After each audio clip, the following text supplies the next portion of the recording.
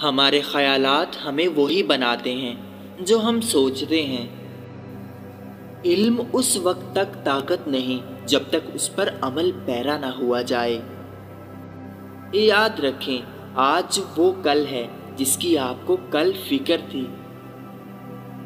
दुनिया में ज़्यादातर बड़े काम उन लोगों ने सर अंजाम दिए जिन्होंने उस वक्त भी कोशिश जारी रखी जब ऐसा लगता था कि अब कोई उम्मीद नहीं है।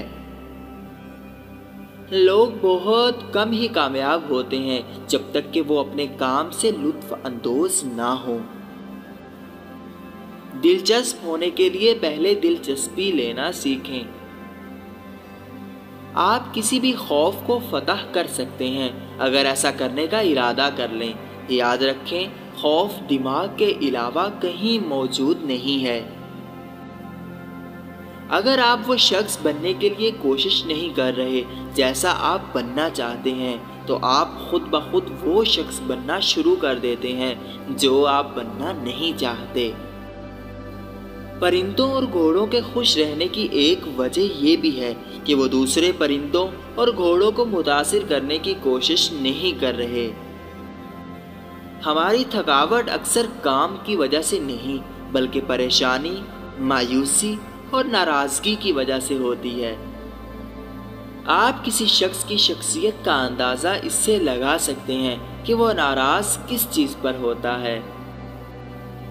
नाकामियों से कामयाबी हासिल करें। हौसला शिकनी और नाकामी कामयाबी के लिए दो यकीनी रास्ते हैं। अगर कर सकते हैं तो लोगों से ज़्यादा चालाक बनो, मगर ये उन्हें हरगिज़ ना बताओ। 1 घंटा प्लान्स बनाना आपके 10 घंटे बचा सकता है। अगर लोगों से उनके बारे में बातें की जाएं तो ये लोग तुम्हें कई घंटे सुन सकते हैं। जब हम अपने दुश्मन से नफरत करते हैं तो हम उन्हें अपने ऊपर ताकत देते हैं। हमारी नींद, हमारी भूख, हमारा ब्लड प्रेशर, हमारी सेहत और हमारी खुशियों पर ताकत देते हैं। कोई भी बेवकूफ़ तनकीद, मुज़म्मत और शिकायत कर सकता है और ज़्यादातर यही करते हैं, लेकिन समझने और मुआफ़ करने के लिए किरदार और ख़ुद पर काबू रखना पड़ता है। ये काम नहीं है जो तुम्हें थकाता है, ये तुम्हारे ज़हन का रवैया है। ज़िंदगी इंसाफ से काम लेती है।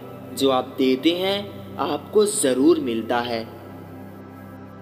अगर आप खौफ से निजात चाहते हैं तो घर बैठकर इसके बारे में सोचना बंद करें और बाहर निकलें और खुद को मसरूफ करें।